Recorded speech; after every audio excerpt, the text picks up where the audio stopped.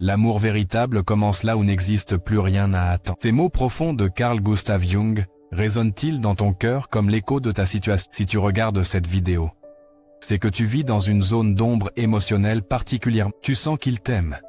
Chaque fibre de ton être le perçoit dans ses regards furtifs, dans la façon dont sa voix change quand il te parle, dans ces moments de tendresse authentique qu'il laisse échapper malgré lui. Mais en même temps, tu le vois se battre contre ce qu'il ressent. Tu le vois reculer dès que l'intimité devient trop réelle, trop profonde. Tu le vois construire des murs invisibles entre vous, comme s'il protégeait son cœur d'un danger mortel. Toi, cette contradiction te rend folle. Tu te réveilles certaines nuits en te demandant si tu imagines tout. Tu analyses chaque geste, chaque mot, chaque silence, cherchant désespérément la vérité dans ce labyrinthe émotionnel qu'est devenu votre rôle. Tu as peut-être même pensé que tu étais trop sensible, trop intuitive, trop dans ta tête. Tes amis te disent, s'ils t'aimaient vraiment, ils te le montreraient. Mais ton âme sait que c'est plus complexe que ça. Car voici ce que Jung nous enseigne. Plus grande est la blessure d'amour. Plus grande est la peur d'aimer à nouveau. Ton homme ne fuit pas ton amour parce qu'il ne le ressent pas.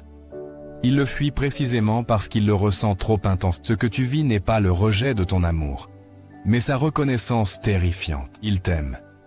Mais cet amour réveille en lui des blessures si profondes qu'il préfère s'en protéger plutôt que de risquer de les revivre. Aujourd'hui, je vais te révéler les signes cachés de cet amour à peu. Tu vas apprendre à décoder son langage secret, à comprendre pourquoi l'amour authentique peut être si terrifying pour un cœur blessé. Et surtout, tu vas découvrir comment naviguer cette situation avec sagesse et préservation de ton propre cœur. Comme le disait Jung, connaître sa propre obscurité est la meilleure méthode pour traiter l'obscurité des autres. Es-tu prête à voir clair dans cette obscurité émotionnelle? Pour comprendre les signes d'un amour qui se cache par peur, nous devons d'abord pénétrer dans la psychologie complexe de l'homme qui aime, mais qui a peur de souffrir. Car cette peur n'est pas une faiblesse.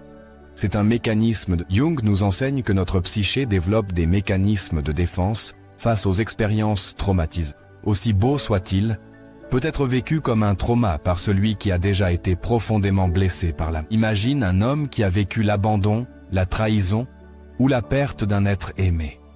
Son inconscient a enregistré cette équation. Aimer, dit souffrir. Cette programmation inconsciente va désormais gouverner toutes ses relations futures, créant ce que Jung appelait un complexe.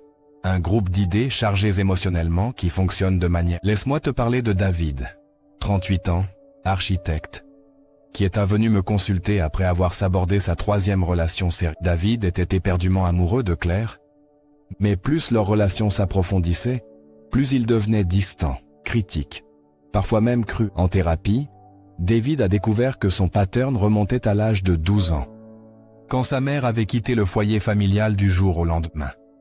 Cette blessure d'abandon avait créé en lui une terreur inconsciente. Si j'aime trop, elle partira. Alors David avait développé une stratégie inconsciente. Partir émotionnellement avant d'être quitté. Mais cette stratégie créait exactement ce qu'il craignait. Ses partenaires finissaient effectivement par partir, confirmant sa prophétie auto-réalisatrice. C'est ce que Jung appelait la compensation psychologique. Notre psyché développe des comportements pour nous protéger d'une douleur, mais ces comportements finissent par créer exactement ce que nous craignons. L'homme qui t'aime, mais qui a peur de souffrir, vit donc un conflit psychologique constant. Son cœur s'ouvre naturellement vers tout, et son système de défense tire immédiatement la sonnette. Danger, vulnérabilité détectée, fermeture. Cette guerre intérieure se manifeste par des comportements contradictoires que tu ressens. Tu sens son amour dans ses moments d'abandon authentique, mais tu sens aussi sa peur dans ses retraits soudains. Jung disait, tout ce qui agit sur nous de l'extérieur a aussi son correspondant à l'intérieur. Sa peur d'aimer réveille peut-être en toi tes propres peurs. Peur de ne pas être assez, peur d'être abandonné, peur que l'amour ne soit pas suffisant. Comprendre cette dynamique psychologique est le premier pas vers la libération. Libération de prendre sa peur personnellement et libération de croire que tu peux la guérir par ton amour. Maintenant que tu comprends la psychologie sous-jacente, explorons les signes concrets qui révèlent à qui il t'aime, mais qu'il a peur de souffrir. Ces signes sont souvent subtils, contradictoires, parfois même déguisés en indifférence. Le premier signe est l'intensité suivie de retrait. Il y a des moments où il se montre complètement présent, attentionné, amoureux, puis soudain, il redevient distant. Cette alternance n'est pas de la manipulation, c'est son système de défense qui s'active dès qu'il réalise qu'il s'est trop ouvert. Le deuxième signe est qu'il se souvient de tout. Malgré sa distance apparente, il se rappelle de tes moindres détails, ce que tu aimes manger, tes peurs, tes rêves mentionnés en passant. Cette mémoire émotionnelle précise révèle son attention profonde à ton être, même quand il prétend être détaché. Le troisième signe est la jalousie déguisée. Il ne l'avoue jamais directement, mais tu sens sa tension quand d'autres hommes t'approchent. Il pose des questions innocentes sur tes amis masculins ou fait des commentaires sarcastiques sur tes admirateurs. Sa possessivité cachée révèle ses sentiments réels. Le quatrième signe est qu'il cherche ta présence sans l'admettre. Il trouve toujours des excuses pour être là où tu es, des raisons logiques de passer chez toi, des coïncidences qui vous font vous croiser. Son corps cherche ta proximité même quand son mental résiste. Le cinquième signe est la protection instinctive. Dans les situations difficiles ou dangereuses, son instinct de protection envers toi émerge spontanément.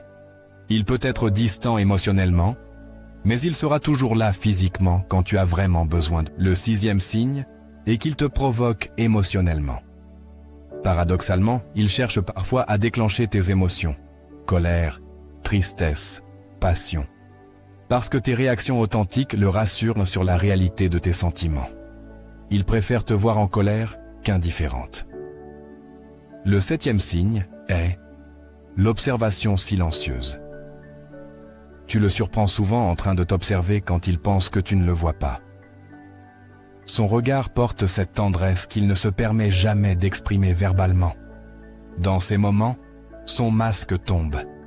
Le huitième signe est qu'il sabote sans détruire. Il crée des tensions, des malentendus, des distances, mais il ne rompt jamais définitivement. Il maintient toujours un lien, même ténu, comme s'il ne pouvait pas se résoudre à te perdre complètement. Le neuvième signe est la vulnérabilité dans l'intimité physique. Même s'il se protège émotionnellement, dans l'intimité physique, ses défenses tombent. Tu sens alors toute la profondeur de ses sentiments dans ses caresses, ses baisers, sa façon de te tenir. Le dixième signe est qu'il connaît tes cycles émotionnels. Il sait quand tu vas avoir tes règles, quand tu es stressé au travail, quand tu as besoin d'espace. Cette connaissance intime de tes rythmes révèle son attention constante à ton bien-être. Le onzième signe est la réaction disproportionnée à ta souffrance. Si tu es vraiment mal ou en danger, ses défenses s'effondrent et tu vois apparaître l'homme qui t'aime vraiment. Dans ces moments de crise, sa peur de souffrir devient secondaire face à ton besoin d'être protégé. Le douzième signe est qu'il ne peut pas rester loin longtemps. Même après vos disputes, même après ses retraits les plus marqués, il revient tout elle.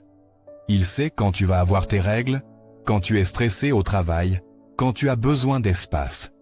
Cette connaissance intime de tes rythmes révèle son attention constante à ton bien-être. Le onzième signe est la réaction disproportionnée à ta souffrance. Si tu es vraiment mal ou en danger, ses défenses s'effondrent et tu vois apparaître l'homme qui t'aime vraiment. Dans ces moments de crise, sa peur de souffrir devient secondaire face à ton besoin d'être protégé. Le douzième signe est qu'il ne peut pas rester loin longtemps. Même après vos disputes, même après ses retraits les plus marqués, il revient toujours. Comme un élastique tendu, il ne peut pas maintenir indéfiniment la distance car son cœur le ramène vers toi. Ces signes forment ensemble le portrait d'un homme en guerre avec lui-même. Un homme qui t'aime profondément, mais qui lutte contre cet amour par peur de revivre d'anciennes blessures. Tous les hommes qui aiment, mais qui ont peur, ne se comportent pas de la même façon. Jung identifiait différents types psychologiques qui gèrent de cette contradiction interne selon leurs blessures spécifiques et leur structure de personnalité. Le premier type est l'évitant intellectuel. Cet homme transforme tout en analyse mentale pour éviter de réfléchir à votre relation, qu'il a besoin de temps pour analyser ses sentiments. Il intellectualise son amour au lieu de le vivre, créant une distance sécurisante entre son cœur et sa tête. Son amour s'exprime à travers des attentions pratiques, des conseils, des solutions à tes problèmes, tout sauf des déclarations émotionnelles directes. Le deuxième type est le fuyant compulsif. Sa stratégie inconsciente est de créer du chaos pour justifier sa fuite. Il déclenchera des disputes avant les moments importants, s'aborder des week-ends romantiques, créera des tensions avant de partir en voyage. Ce n'est pas qu'il ne veut pas être avec toi, c'est qu'il a besoin de raisons de prendre de la distance quand l'intimité devient trop intense. Le troisième type est l'amoureux secret. Il vit son amour comme un secret honteux qu'il ne peut avouer ni à toi ni à lui-même. Il t'aime dans l'ombre, te protège à distance, s'inquiète pour toi sans le montrer. Ses sentiments s'expriment par des actes discrets, un café apporté sans que tu le demandes, ta voiture réparée mystérieusement, des petites attentions qu'il nie avoir faites. Le quatrième type est le testeur perpétuel. Il a tellement peur d'être trahi ou abandonné qu'il passe son temps à tester la solidité de ton amour. Il disparaîtra pendant quelques jours pour voir si tu le relances. Il sera difficile pour voir si tu restes patiente. Il mentionnera d'autres femmes pour voir si tu es jalouse. Chaque test est une façon de se rassurer sur la réalité de tes sentiments, tout en gardant une distance émotionnelle. Comprendre son type t'aide à ne pas prendre ses comportements personnellement. Son évitement n'est pas un rejet de toi. C'est sa façon inadaptée de gérer l'intensité de ce qu'il ressent pour toi. Laisse-moi te parler de Sophie, 32 ans, qui vivait avec un évitant intellectuel depuis 2 ans. Michel lui disait qu'il l'aimait rationnellement, mais ne pouvait pas s'engager émotionnellement. Cette distinction torturait Sophie, qui ne comprenait pas comment on peut séparer l'amour de l'émotion. En réalité, Michel avait été élevé dans une famille où les émotions étaient considérées comme dangereuses et irrationnelles. Son père lui avait appris que les hommes intelligents ne se laissent pas guider par leurs sentiments. Alors Michel aimait Sophie avec son cœur, mais ne pouvait le reconnaître qu'avec sa tête. Jung disait « Tout ce qui est réprimé cherche à s'exprimer d'une façon ou d'une autre ». L'amour réprimé de Michel s'exprimait par 1000 petites attentions quotidiennes. Il préparait son thé comme elle l'aimait. Il enregistrait ses émissions préférées, il connaissait ses horaires par cœur. Mais il appelait ça de la considération rationnelle. Reconnaître le type de ton partenaire te permet d'adapter ta communication et tes attentes. Tu peux commencer à voir son amour là où il se manifeste vraiment, plutôt que là où tu aimerais qu'il se manifeste. Maintenant, nous devons explorer la question la plus profonde. Pourquoi ton âme a-t-elle choisi de vivre cette expérience particulière ? Car selon Jung, rien dans nos relations n'est accidentel. Tout est synchronicité, tout est enseignement. Ta première leçon est l'apprentissage de l'amour inconditionnel. Aimer quelqu'un qui a peur d'être aimé te force à développer un amour qui n'attend rien en retour. Tu apprends à aimer sans condition, sans garantie, sans réciprocité immédiate. Cette forme d'amour te rapproche de l'amour divin, celui qui donne sans compter.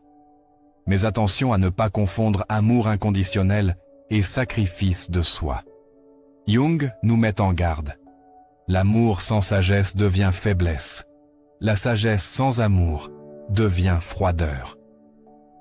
Ton défi est d'aimer inconditionnellement tout en maintenant tes limites et ton respect de toi-même.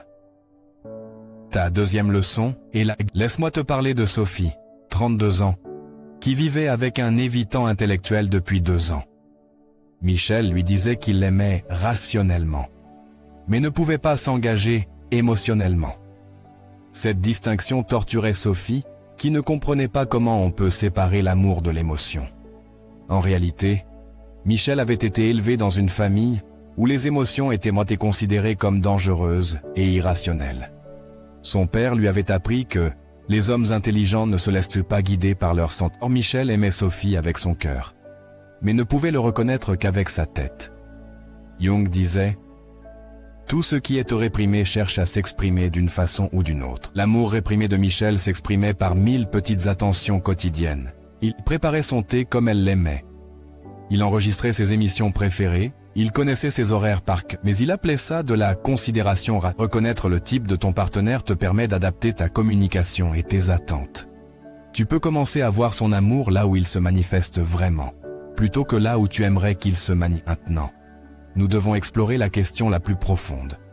Pourquoi ton âme a-t-elle choisi de vivre cette expérience? Car selon Jung, rien dans nos relations n'est accident, tout est synchronicité. Tout est en ta première leçon est l'apprentissage de l'amour. Aimer quelqu'un qui a peur d'être aimé te force à développer un amour qui n'attend rien en retour. Tu apprends à aimer sans condition, sans garantie, sans réciprocité immédiate. Cette forme d'amour te rapproche de l'amour divin, celui qui donne sans compter. Mais attention à ne pas confondre amour inconditionnel et sacrifice de soi. Jung nous met en garde. L'amour sans sagesse devient faiblesse. La sagesse sans amour devient froideur. Ton défi est d'aimer inconditionnellement tout en maintenant tes limites et ton respect de toi-même. Ta deuxième leçon est la guérison de ton propre besoin de validation. En aimant quelqu'un qui ne peut pas te valider émotionnellement de façon traditionnelle, tu es forcé de développer ta propre source de validation interne. Tu apprends que ta valeur ne dépend pas de sa capacité à exprimer ses sentiments. Cette leçon est cruciale pour ton évolution spirituelle. Tant que tu cherches ta validation à l'extérieur, tu restes dépendante des autres pour ton bien-être émotionnel. Cette situation t'invite à développer ce que Jung appelait l'autorité intérieure. Cette voix en toi qui sait qui tu es, indépendamment du regard des autres. Ta troisième leçon est l'éveil de ton intuition. Vivre avec quelqu'un qui ne communique pas direct, tu apprends à lire entre les lignes, à sentir l'invisible, à faire confiance à tes perceptions. Cette intuition développée te servira dans tous les domaines de ta vie. Tu deviens plus sensible aux énergies, plus capable de percevoir les non-dits, plus connecté à la dimension invisible des relations humaines. Ta quatrième leçon est l'intégration de ton animus. L'animus, selon Jung, est ton principe masculin intérieur, ta capacité d'action, d'affirmation, de protection de toi. En aimant un homme qui ne peut pas jouer pleinement son rôle protecteur, tu es obligé de développer cette fonction en toi. Tu apprends à te protéger émotionnellement, à poser tes limites, à prendre des décisions. Tu développes ton côté guerrier spirituel, cette partie de toi qui peut t'aimer avec force, tout en restant centré sur tes propres besoins. Laisse-moi te parler d'Émilie, 29 ans, qui a vécu 3 ans avec Julien, un homme profondément amoureux d'elle, mais incapable de s'engager à cause de ses peurs. Cette relation a forcé Émilie à développer une indépendance émotionnelle qu'elle n'avait jamais eue. Émilie a appris à se rassurer elle-même dans les moments d'insécurité, à se faire plaisir sans attendre qu'il organise des sorties, à construire sa propre stabilité émotionnelle. Paradoxalement, c'est cette indépendance nouvellement acquise qui a finalement permis à Julien de se détendre et de s'ouvrir davantage. Jung disait « Ce qui ne parvient pas à la conscience revient sous forme de destin ». Ton âme a choisi cette expérience pour t'amener vers une forme d'amour plus mature, plus sage, plus complète. Maintenant que tu comprends la dynamique et les leçons, comment naviguer concrètement cette situation? Jung nous offre des clés pratiques pour transformer cette épreuve en croissance spirituelle. La première clé est l'art de la patience. Il ne s'agit pas d'attendre passivement qu'il change, mais de rester activement présente à ce qui est. Tu continues à vivre pleinement ta vie, à poursuivre tes projets, à cultiver tes amitiés, tout en restant ouverte à son événement de recul nécessaire. Si sa peur devient toxique pour ton bien-être, tu t'éloignes temporairement, non pas pour le punir, mais pour préserver ton équilibre émotionnel. Tu lui montres ainsi que tu peux l'aimer et te respecter simultanément. La deuxième clé est la communication indirecte. Puisqu'il a du mal avec l'expression émotionnelle directe, tu apprends à communiquer autrement. Tu exprimes ton amour par des actes plutôt que par des mots. Tu crées des espaces sécurisants pour sa vulnérabilité, sans la demander directement. Tu peux écrire tes sentiments dans des lettres que tu ne donnes pas, ou les exprimer à travers l'art, la musique, la créativité. Cette expression créative de tes émotions nourrira ton âme même si elle ne transforme pas immédiatement sa capacité à recevoir ton amour. La troisième clé est l'acceptation sans résignation. Tu acceptes qu'il soit où il est dans son chemin de guérison, sans pour autant renoncer à tes propres besoins. L'acceptation devient un acte d'amour radical. Tu l'aimes tel qu'il est maintenant, sans projeter sur lui qui il pourrait devenir. Cette acceptation libère une énergie énorme que tu utilisais pour résister à la réalité. Au lieu de lutter contre sa peur, tu la comprends, tu la respectes même, tout en maintenant tes propres limites. La quatrième clé est la création d'un environnement sécurisant. Tu peux contribuer à sa guérison en créant un espace relationnel où sa vulnérabilité n'est ni jugée ni exploitée. Quand il s'ouvre, tu accueilles ses confidences sans dramatiser ni en demander plus. Tu évites les ultimatums émotionnels, les discussions sur la relation trop fréquentes, les demandes de garanties futures. Tu lui montres par tes actes que l'intimité peut être sûre, que l'amour peut être fiable. La cinquième clé est le maintien de ton propre centre. Tu restes connecté à tes propres émotions, tes propres besoins, ta propre intuition. Tu refuses de te perdre dans ses peurs ou de porter la responsabilité de sa guérison. Tu continues à avoir une vie sociale riche, des projets personnels stimulants, des moments de solitude ressourçantes. Tu lui montres qu'une femme épanouie n'a pas besoin d'être sauvée ou complétée. Elle choisit de partager sa plénitude. Comme le disait Jung, mais pour préserver ton équilibre, tu lui montres ainsi que tu peux l'aimer et te respecter simultanément. La deuxième clé est la communication indirecte. Puisqu'il a du mal avec l'expression émotionnelle directe, tu apprends à communiquer autrement. Tu exprimes ton amour par des actes plutôt que par des mots. Tu crées des espaces sécurisants pour sa vulnérabilité, sans la demander directement. Tu peux écrire tes sentiments dans des lettres que tu ne donnes pas, ou les exprimer à travers l'art, la musique, la créativité. Cette expression créative de tes émotions nourrira ton âme, même si elle ne transforme pas immédiatement sa capacité à recevoir ton amour. La troisième clé est l'acceptation sans résignation. Tu acceptes qu'il soit où il est dans son chemin de guérison, sans pour autant renoncer à tes propres besoins. L'acceptation devient un acte d'amour. Tu l'aimes tel qu'il est maintenant, sans projeter sur lui qui il pourrait devenir. Cette acceptation libère une énergie énorme que tu utilisais pour résister à la... Au lieu de lutter contre sa peur, tu la comprends, tu la respectes même, tout en maintenant tes propres limites. La quatrième clé est la création d'un environnement sécurisant.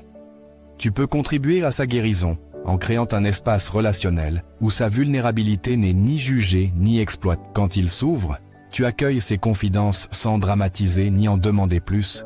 Tu évites les ultimatums émotionnels, les discussions sur la relation trop fréquentes, les demandes de garanties futures. Tu lui montres par tes actes que l'intimité peut être sûre, que l'amour peut être fiable. La cinquième clé est le maintien de ton propre centre. Tu restes connecté à tes propres émotions, tes propres besoins, ta propre intuition. Refuse de te perdre dans ses peurs ou de porter la responsabilité de sa guérison. Tu continues à avoir une vie sociale riche, des projets personnels stimulants, des moments de solitude. Tu lui montres qu'une femme épanouie n'a pas besoin d'être sauvée ou complète. Elle choisit de partager sa plénitude. Comme le disait Jung, l'amour n'exige pas la perfection, mais la vérité. Ta vérité inclut tes besoins légitimes d'être aimé de façon visible et rassurante. Naviguer cette situation avec sagesse ne signifie pas sacrifier tes besoins, mais les honorer tout en restant ouverte à son processus. Aimer un homme qui a peur de souffrir demande de la compassion et de la patience. Mais il existe des limites à ne pas franchir. Jung nous met en garde contre les relations qui deviennent toxiques, sous prétexte de compréhension psychologique. Le premier signal d'alarme est l'absence totale d'évolution. Si après des mois ou des années, il ne montre aucun signe d'ouverture progressive, aucune prise de conscience de ses patterns, aucun effort pour dépasser ses peurs, tu pourrais être face à quelqu'un qui utilise ses blessures comme excuse pour l'indisponibilité chronique. L'amour qui guérit évolue, même lentement. Si le sien reste figé dans les mêmes patterns destructeurs, c'est que sa peur a peut-être cédé la place à l'habitude ou à la complaisance dans sa zone de confort émotionnel. Le deuxième signal d'alarme est la cruauté délibérée. La peur d'aimer peut expliquer la distance, les retraits, même la froideur. Mais elle n'excuse jamais la méchanceté intentionnelle. S'il utilise ta sensibilité contre toi, s'il te blesse volontairement pour créer de la distance, s'il manipule tes sentiments, ce n'est plus de la peur, c'est de la toxicité. Ceux qui cherchent à guérir et celles qui cherchent à blesser. Un homme qui t'aime vraiment, même dans sa, ne cherchera jamais à te détruire émotionnellement. Le troisième signal d'alarme est l'isolement de tes proches. Si sa peur d'intimité l'amène à t'isoler de tes amis, de ta famille, de tes soutiens émotionnels, c'est un red flag majeur. L'amour authentique, même apeuré, ne cherche jamais à t'affaiblir en coupant tes liens sociaux. Un homme qui t'aime veut ton épanouissement, même si ses peurs l'empêchent de participer pleinement à ce bonheur. Il ne sabote pas tes autres relations par jalousie ou possessivité maladive. Le quatrième signal d'alarme est l'impact sur ta santé mentale. Si cette relation génère chez toi de l'anxiété chronique, de la dépression, une perte du sommeil ou de l'alimentation, ton corps te dit que cette situation dépasse tes capacités d'adaptation. L'amour véritable, même compliqué, nourrit ton âme à long terme. Si tu te sens constamment épuisée, diminuée, anxieuse, c'est que la balance énergétique de cette relation est devenue toxique pour toi. À long terme. Si tu te sens que la balance énergétique de cette relation est devenue toxique pour toi et le refus de toute aide professionnelle. S'il reconnaît ses difficultés relationnelles, mais refuse catégoriquement toute forme d'aide, thérapie, lecture, groupe de soutien, c'est qu'il préfère rester dans ses patterns plutôt que d'évoluer. L'amour qui a peur mais qui cherche sincèrement à guérir, accepte les ressources d'aide. Le refus systématique de tout soutien externe révèle souvent une complaisance dans la souffrance ou une utilisation de ses blessures comme mécanisme de contrôle. Laisse-moi te parler de Martine, 35 ans, qui a passé 5 ans avec un homme qui avait peur d'aimer, mais qui, en réalité, utilisait cette excuse pour maintenir plusieurs relations parallèles. Quand Martine a découvert la vérité, elle a réalisé qu'elle avait confondu peur d'aimer et égoïsme narcissique. Jung disait « Tout ce qui ne vient pas à la conscience revient sous forme de destin ». Si tu ignores ces signaux d'alarme par amour ou par espoir, révèle souvent une complaisance dans la souffrance ou une utilisation de ces blessures comme mécanisme de contrôle. Laisse-moi te parler de Martine, 35 ans, qui a passé 5 ans avec un homme qui avait peur d'aimer, mais qui, en réalité, utilisait cette excuse pour maintenir plusieurs relations parallèles.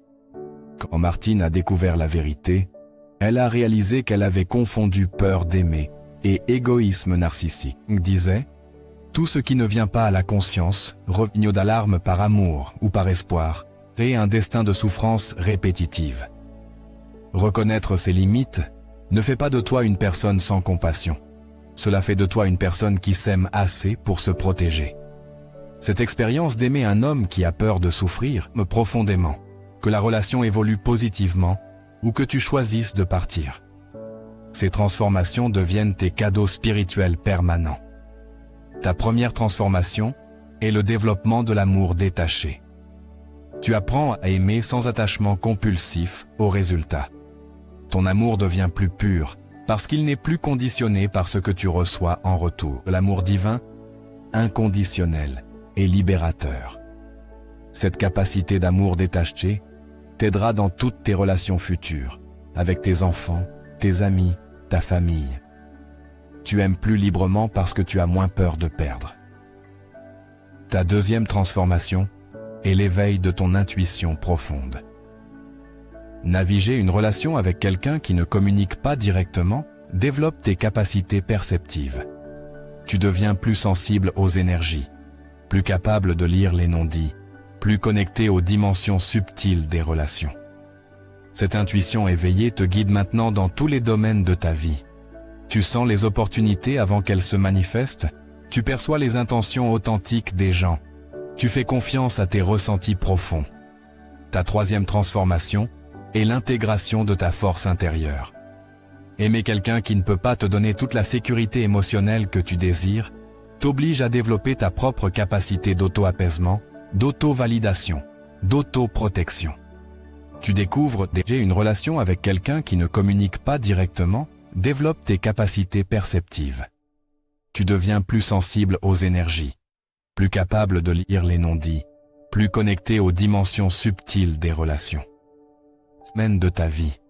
Tu sens les opportunités avant qu'elles se manifestent, tu perçois les intentions authentiques des gens, tu fais confiance à ta troisième transformation et l'intégration de ta force. Aimer quelqu'un qui ne peut pas te donner toute la sécurité émotionnelle que tu désires, t'oblige à développer ta propre capacité d'auto-apaisement, d'auto-validation, d'auto-protection.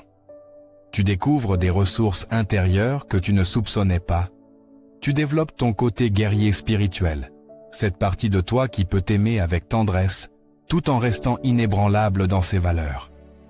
Ta quatrième transformation est la compassion sans naïveté. Tu comprends maintenant qu'avant de profondes blessures. Cette compréhension te rend plus compatissante envers tous les êtres humains. Mais cette compassion s'accompagne de sagesse. Tu peux avoir de l'empathie pour les blessures de quelqu'un, tout en refusant d'être blessé par ses mécanismes de défense. Tu comprends sans accepter l'inacceptable. Ta cinquième transformation est la connexion à ta mission d'âme.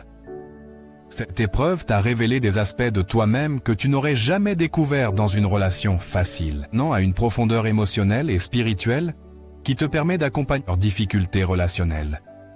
Beaucoup de femmes qui ont vécu cette expérience deviennent thérapeutes, coachs, conseillères, écrivaines.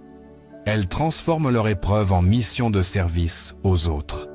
Laisse-moi te parler de Carla, 40 ans, qui après avoir vécu 8 ans avec un homme incapable d'exprimer ses sentiments, est devenue spécialisée en communication non violente.